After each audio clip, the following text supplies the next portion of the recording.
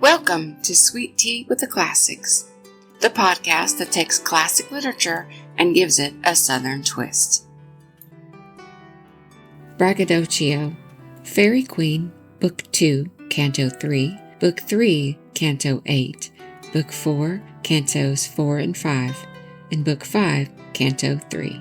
Among the good and brave knights who fought in Fairyland was a false one named Braggadochio.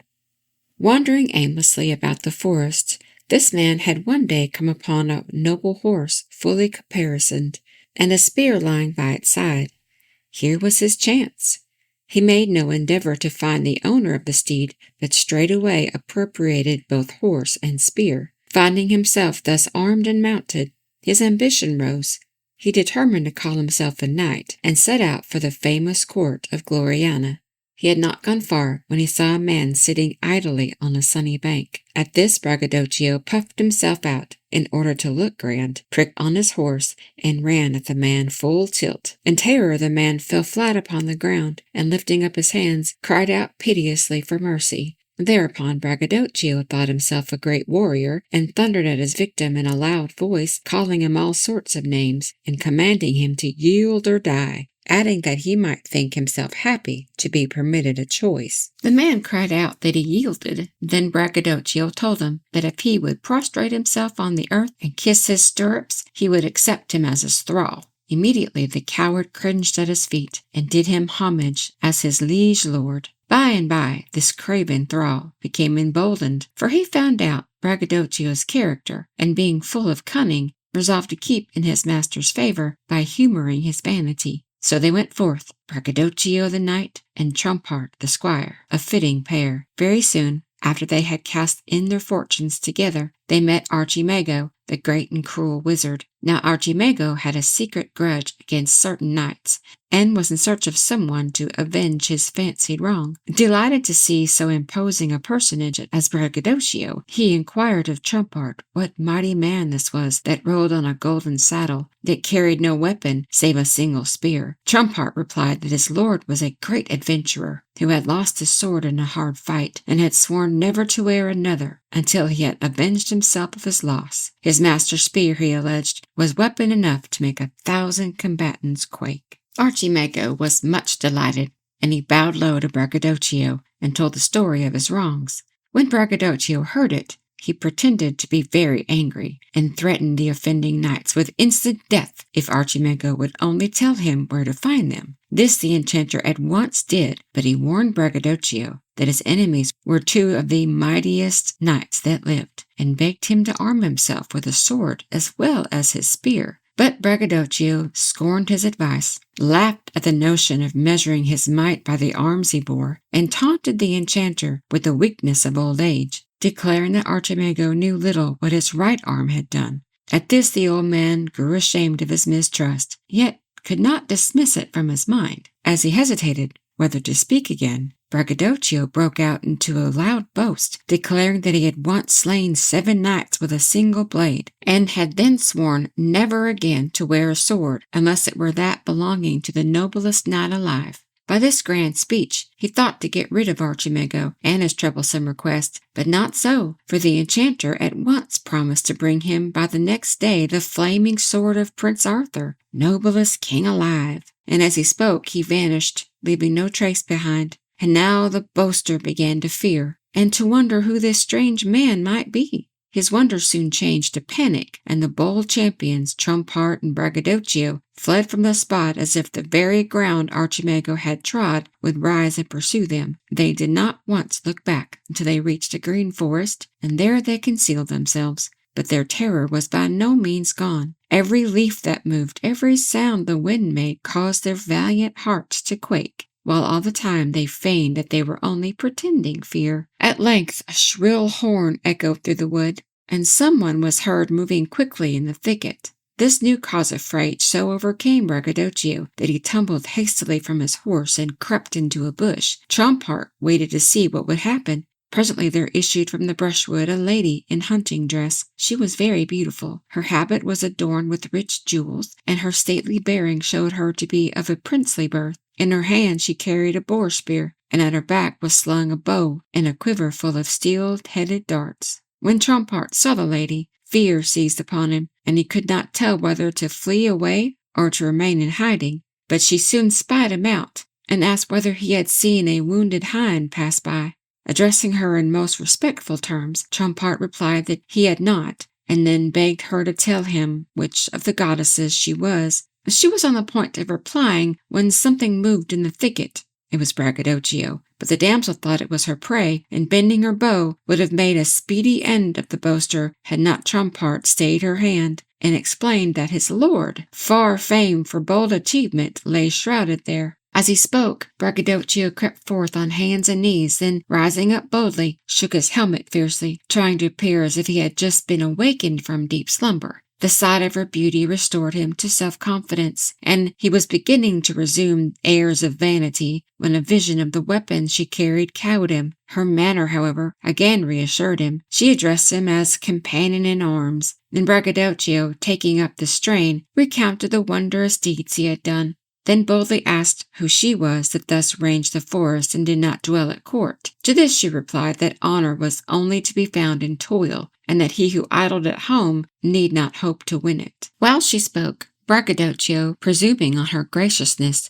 grew more and more insolent in his demeanor. Indignant, the goddess bent her javelin threateningly, then turned and fled apace. Braggadochio was at first dismayed, but was far too great a coward to pursue. So, concluding that he had better depart lest worse things should befall, he mounted his steed and rode away in so clumsy and untrained a manner that the noble animal chafed under him and yearned to be eased of his burden. Some time after this, as Braggadochio and Trompart, who now also possessed the steed, were going on their way, they saw a rude rustic seated on the roadside by a beautiful lady richly decked with jewels. Now these were none other than the false Florimel and her lover, son of the old witch who had sent the cruel beast after Florimel the true. Braggadochio thought a knight such as himself more suited to the fair lady than any rustic. He therefore couched his spear, rode up to the man, declaring that the damsel was his, and must be yielded to him on pain of death. The rustic, greatly alarmed, and not daring to fight against so powerful-looking an enemy, let his lady go, and Braggadochio mounted her on Trompart's horse, and led her off, a proud and happy man. As they journeyed, he began to make love to her. But presently their love-making came to an abrupt end, for they encountered an armed knight who advanced toward them on a heavy charger that trampled the ground with a sound like thunder. The appearance of this knight greatly disconcerted Braggadochio, but he looked as fierce as he could and made a show of cheering his lady, who was also afraid. The knight came on, fierce and powerful, and bade Braggadochio to give up the lady or else do battle for her. This challenge made the boaster quake with terror, but he put on the best appearance of bravery he could, and addressing the stranger declared that man to be very foolish who sought to win with words what he gained with blows. At this the knight grew angry and told Braggadochio to prepare to fight. "Then," said Braggadochio, "since die thou wilt, let us both turn our steeds, ride back a certain distance, and meet in equal tilt."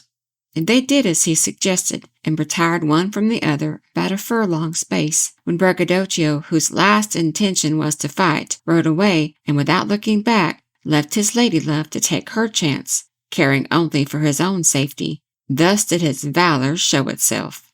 After several further adventures, Braggadochio one day encountered a party of knights and ladies who were on their way to a great tournament. He rode up to them, and they treated him courteously, and allowed him to accompany them. Now it happened that the fair but false Florimel, whom Braggadochio had so basely deserted, was of this company, and rode with a knight named Blandamore. No sooner did Braggadochio see her than he wished to have her back again. He therefore declared that he had before won her in battle, and that she was his by right. But Blandamore would not listen to his claim, and taunting him with having lost his lady-love, decreed that Braggadochio must fight for her once more if he wished to make good his pretended right. He further proposed that the false Florimel should stand side by side with a wicked old witch named Ate, who was of their company, and he who won the day should have the lady, and he who was beaten the witch. The company were all pleased with this proposal, and false Florimel and the hag were brought forward, whereupon all began to laugh. Then Braggadochio, glad of any excuse which saved him from fighting, that he would be no party to any such bargain, if Blandamore liked to offer any other lady as fair as Florimel, he would agree to a fight. But he would not risk his life on the chance of gaining so poor a prize as Ate. At this they all smiled. The false Florimel upbraided him with want of gallantry, and Ate, the witch, tried to urge him on, but he cared for none of them, and remained obstinate. In order to keep the peace, a brave knight, Cambello, who chanced to ride with them, reminded the company that they were on their way to a great tournament, and had better not waste their strength in quarreling on the way, but wait until they arrived, where each could fight his fill, and, if they wished, fight out this quarrel also. So they passed off Blandamore's proposal as a joke, and went on together. But all the way they mocked at Braggadochio and made a laughing-stock of him. Now the tournament to which this company was going was one arranged by the good knight Satyrane, who had picked up the lost girdle of the true Florimel. It was to be held in her honor, and to last for 3 days. To the combatant who most distinguished himself, the right was reserved of claiming the hand of the fairest lady present, and to that lady Satyrane would yield Florimel's golden girdle. On the first day, Sir Satyrane himself was judged the victor. On the second, Braggadochio's opportunity arose, but when his turn came to fight, he looked so uncertain and fearful that the knight Triamond, indignant at his cowardly hesitation, stepped forward and took his place. The third day was no more favorable to the braggart, for a strange knight appeared within the lists, who bore all the others down, and won the honors of the tournament. Then followed a contest as to which was the fairest of the many damsels who had graced the combat. Knight after knight advanced his lady, but of them all, Florimel the false was deemed most lovely, and to her the girdle was awarded. Now this girdle had been framed by magic skill, and could not be made to clasp upon falsehood of any kind. It would not therefore fasten on the false Florimel, who, however, insisted upon wearing it, although she was forced to tie it on. And here fortune favored Braggadochio, for there arose a great quarrel as to whose Florimel should be. The knight who had rightfully won her was none other than Britomart, who cared nothing for her prize. Then Braggadochio stepped forward and called Florimel to witness that he had before won her in battle. At his audacity the uproar grew more loud, for all the knights hated and despised Braggadochio. At length Sir Satyrane proposed that they should all forego their claim, and that the false Florimel should be placed in their midst, and of her own free will choose her rightful lord. To this the knights agreed, and after looking at each one, as if she would fain have pleased them all, Florimel turned to Braggadochio. The knights were almost mad with disappointment and anger at her choice, so Braggadochio, feeling rather uncomfortable and not very safe among them, bore her off in the night, and left them to complain. Soon after this, the true Florimel was married, as you have already heard, to Marinell. Immediately after the wedding, Marinell held a great tournament in which he and 6 friendly knights maintained Florimel's beauty against that of any lady all the world over. The lists were open to all who cared to enter them, and many were the honors lost and won. But when the third day dawned, Marinell still wore the victor's laurel. This day was to end the tournament, and as the fight grew more and more fierce, Marinell became surrounded and was in serious danger. At that moment, the brave Sir Archibald, whom Britomart sought, entered the tilting yard, and at the same time Braggadochio, Trumpart, and the lady. Sir Archibald saw Marinell's danger and hastened to his aid, but not wishing to be recognized, he changed shields with Braggadochio before entering the lists. After a hard combat, he succeeded in rescuing Marinell from the opposing knights, and together they won every honor of the field. The tournament ended, Sir Archibald returned his shield to Braggadochio, and the whole company repaired to the great hall where the judges of the tilting match were to announce the name of him who had won the prize. There also stood the true Florimel, ready to greet every knight according to the deeds he had done. Then the judges called for the stranger knight, who had rescued Marinell, but Archibald did not move, and in his stead Braggadochio advanced and showed his shield, which all recognized as belonging to the victor. The trumpet sounded 3 times in his honor, the judges awarded him the prize, and Florimel came forth to greet him and to thank him for the honor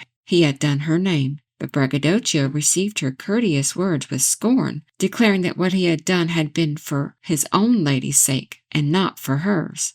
At these rude words Florimel turned aside, and Braggadochio, who had kept his lady veiled until now, brought her boldly before all the people, maintaining that she and not the other was Florimel the true.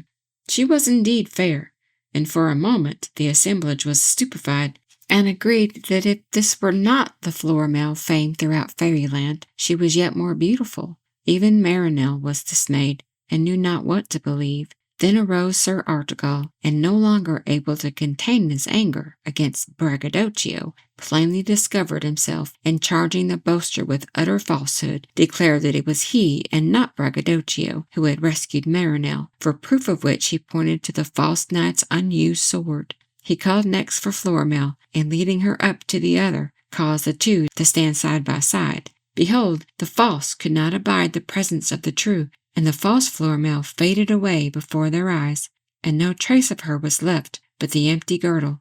The people were struck dumb with astonishment, and Braggadochio was seized with despair, and remained as still as if he were lifeless. Artegall broke the silence, for he stooped and lifted the girdle, and presented it to Florimel. She fastened it on her waist, and it fitted perfectly, and all were convinced that this was indeed Florimel, and crowded around her, giving her tokens of their joy. Meantime, a commotion arose in the hall. The knight Guyon, to whom the stolen horse belonged, had arrived, and seeing Braggadochio's horse, recognized it as his own. Seizing its reins with one hand and drawing his sword with the other, he insisted on having it restored. Braggadochio refused, and a quarrel ensued, which bade fair to be a bloody one. Then Artegall came forward and asked Guyon whether he could prove the steed to be his own. Guyon replied that there was a mark inside the horse's mouth by which he could certainly recognize it. At this several of those present tried to open its mouth, and were severely bitten for their pains. Then came Guyon himself, and called the steed by its name, at which the horse broke loose from its bonds in its joy, and followed Guyon, opening its mouth so that all could see whose he was.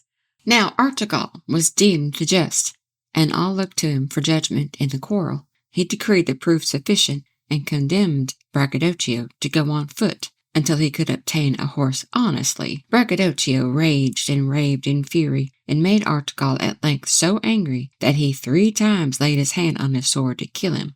But Sir Guyon stayed his anger, saying that Braggadochio was unworthy the vengeance of a true knight. So was Sir Artegall pacified. But Talus, his servant, seized Braggadochio, and dragging him out of the hall, shaved off his beard, reversed his shield, blotted out his device, broke his sword, and scattered his armor. Thus rushing after Trumpart, who had tried to make away, he disarmed him also, and scourged him out of the court. And amidst the laughter and scorn of the knights and their ladies, Braggadochio and his follower finally disappeared. Thank you for listening to Sweet Tea with the Classics. We hope you enjoyed the episode. Please like, share, and subscribe for more.